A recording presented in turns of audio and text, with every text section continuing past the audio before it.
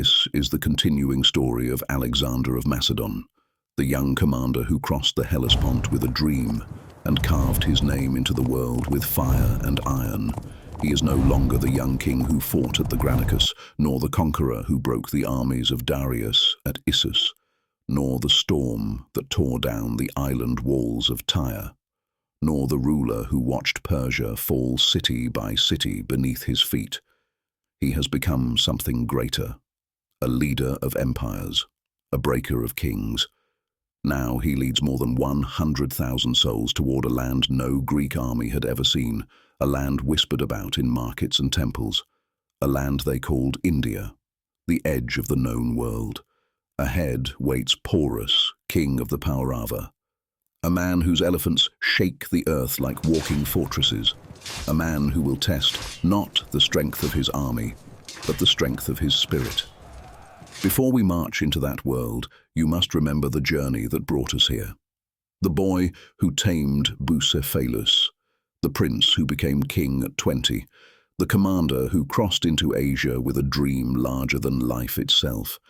We have walked through every battle that shaped his rise: the Granicus, Issus, Tyre, Egypt, Gaugamela, Babylon, Susa, Persepolis, and the long march east to the Sogdian rock where men climbed the impossible in the frozen dark. Every step is here on this channel, waiting for those who walk beside him. And as for who I am Marcus Lucius Varro, your guide through these lands of dust and fire. I speak with the knowledge of Arrian, Ptolemy, Plutarch, Curtius Rufus, and Diodorus. I follow their record, neither inventing his glory nor hiding his faults. Now we move forward, beyond Persia, beyond Bactria, toward the rivers of the east and one of the fiercest battles of his life. After the surrender of the Sogdian rock and the marriage to Roxana, the army expected rest. Instead, they received one order: march. They descended from the frozen heights of Bactria into a world transformed. Cold winds softened into warm breaths of rain. Forests rose like walls around the marching columns. Strange birds screamed from the trees. Nights echoed with sounds no Macedonian had ever heard. Hephaestion kept the columns steady. Craterus guarded the rear as tribes struck with sudden ambushes and vanished into the jungle. Scouts returned with tales of great rivers, drowned villages, and storms that swallowed valleys. Most importantly, they brought back a name: Porus. A king respected by his warriors and feared by every tribe around him. His army wielded longbows that fired farther than Greek archers, chariots armed with scythed wheels, and war elephants clad in iron and leather. Even veterans paused at the stories. These were animals trained for battle, capable of crushing cavalry and breaking spear lines by sheer weight alone. By the time the Macedonians reached the Hydaspes River, whispers turned to silence. The Hydaspes was swollen with monsoon rain, a roaring force of water smashing against boulders the size of siege towers. Whole trees spun in the current. No ford existed, no shallow crossing, no safe passage at all. And on the far bank stood the army of porous elephants, formed a long, deliberate line. Cavalry held the flanks, infantry the center. Porus did not hide his strength. He showed it calmly and deliberately. Alexander studied the river. He studied the elephants. He studied the man who matched him in patience. This would be a duel of minds. Days passed with no battle. Alexander rode the riverbank, watching the current and the shape of the far shore. Porus mirrored his every move without breaking formation, so Alexander changed his rhythm. Night after night, the Macedonians lit fires as if preparing to cross. Cavalry splashed loudly into the water. Trumpets sounded, then fell silent. The feints continued until Porus stopped reacting. Only then did Alexander act. He chose a place far upriver where a wooded island hid the current a storm gathered. The sky darkened to the color of iron. Alexander took a chosen force of cavalry and infantry. No torches, no shouting, no signal fires. Lightning cracked across the mountains. Thunder drowned the sound of oars. Rain hammered the river until the world became water and noise. The boats launched into the storm. The current seized them violently. Waves slammed over the sides. Some men were swept away. But by dawn, the force reached the far bank. They climbed the muddy slope and immediately clashed with the patrol of Porus. The fighting was fast and savage. The survivors fled to warn their king Alexander had secured a beachhead, a place where an army could land. Porus mounted a massive elephant clad for battle and marched forward with measured purpose. The storm had set the stage. The battle was about to begin. The Battle of the Hydaspes began with thunder underfoot. Porus advanced with his elephants in perfect intervals. The ground trembled. Their trumpeting shook the air. The Macedonian phalanx braced its spears. When the first elephant struck, the sarissas bent like reeds. Shields splintered. Men were crushed beneath iron tusks and stamping feet. But the phalanx held, stabbing upward at eyes, trunks and marhouts, the minds guiding the beasts.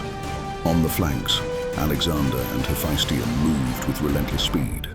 They struck the Indian cavalry, withdrew and struck again. Each attack forced the enemy inward toward their own elephants. The field tightened. Confusion spread. Wounded elephants turned in every direction. Some crashed into their own infantry. Others spun wildly, striking friend and foe alike. Rain mixed with dust into a choking haze. The center of Porus's line began to collapse. The Macedonians pressed forward. The Indian army fought bravely, but could no longer hold formation. When the storm eased, the field lay in ruins, mud, bodies, shattered chariots and exhausted beasts. And at the center of it all sat Porus, still mounted, still upright, bleeding but unbroken, a king who refused to fall. Alexander rode through the wreckage. He halted before the man who had resisted him longer than any he had faced. He asked the question history remembers. How should a king be treated? Porus answered, as a king. As a king. Alexander nodded, not as conqueror to captive, but as one ruler to another. Here, the viewer must understand the weight of what happened next. Alexander had not merely defeated the Indian army, he had broken it, crossed an impossible river, faced elephants no Greek had fought, and overcome a force that believed the land itself protected them. Yet in victory, he honored the man who had stood against him. He restored Porus to his throne, then expanded it. He made Porus a trusted ally, not a defeated ruler. And then came the moment the field remembers. Bucephalus, the horse who carried Alexander from Greece to the edge of the world, collapsed from wounds and exhaustion. He died shortly after the battle. In his honor, Alexander founded a city on the riverbank, Alexandria Bucephala. The cost was heavy.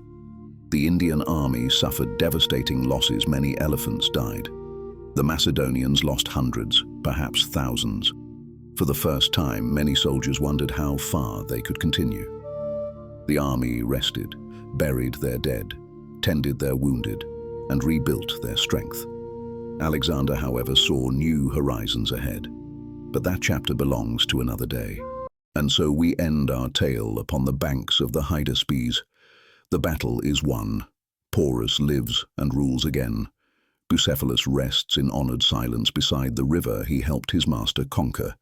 The Macedonians rest, if only briefly, beneath the warm winds of the Punjab. The next phase of Alexander's journey I will keep for another time. For now, we leave Alexander and his army to rest for a short while, my friend. And while they sleep, I tell you again that this is the truest story that can be told of Alexander the Great. A warrior no man could deny. A ruler whose will carved a path from Greece to the farthest edge of the world. Firstly, I ask that you consider leaving a comment. Share your thoughts of Alexander, his generals, his soldiers. Tell me what you think of the king who refused to stop. Your comment will help others join this journey of more than 4,000 miles since leaving Greece. Secondly, I ask that you consider subscribing to this channel. It is a way for you to witness the next chapter the moment it arrives. Your subscription helps bring to life the tales of the greatest leaders, battles, and conquests the world has ever known. For now, I am Marcus Lucius Varro. May wisdom guide your thoughts and courage keep your heart steady. Farewell, my friend. Until next time.